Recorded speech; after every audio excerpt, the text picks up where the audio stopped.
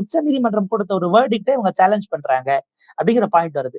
உச்ச நீதிமன்றத்தினுடைய வேர்டிக்டை சேலஞ்ச் பண்ணணும்னா வெவ்வேறு விதமாக நீங்க போகலாம். அங்க ரிவ்யூ இருக்கு, கியூரேட்டிவ் இருக்கு. ஆனா மத்திய அரசே அந்த இடத்துல பிரசிடென்ட் மூலியமான ரெஃபரன்ஸ்க்கு தான் போறாங்க. அதை நீங்க செய்யறதை போலவே அதனுடைய வேலிடிட்டியை சேலஞ்ச் பண்றது அப்படிங்கிறது உச்சநீதிமன்றத்தினுடைய விஷயத்தை உயர்நீதிமன்றத்துக்குள்ள கொண்டு வரதுக்கு முன்னாடி ஒரு ஒப்பீனியன் கேட்டுறலாம் அப்படிங்கிற மாதிரியான ஒரு குவரியை ரைஸ் பண்றாங்க, பெரிய லீகல் கொஸ்டினாக. மூன்றாவது வந்து பாத்தீங்கன்னா, வெக்கேஷனுக்கான கேஸ் இது கிடையாது. உங்களுக்கு எலாபரேட்டா ஒரு ஃபுல் பெஞ்ச் உட்காருகிற நேரத்தில் எடுத்து, ஏன்னா அவ்வளவு சட்ட வியாக்கியானங்கள் உள்ள இருக்கு. நீங்க வெக்கேஷன் பெஞ்சில் எடுக்கிறதுக்கான வழக்கே இது விடுமுறை காலத்துல எடுக்கிறதுக்கு கிடையாது. பல நேரங்கள்ல நகர்த்தி தான் வைப்பாங்க வெக்கேஷன் பெஞ்ச்கானது ஃபிட் இல்லைன்னு.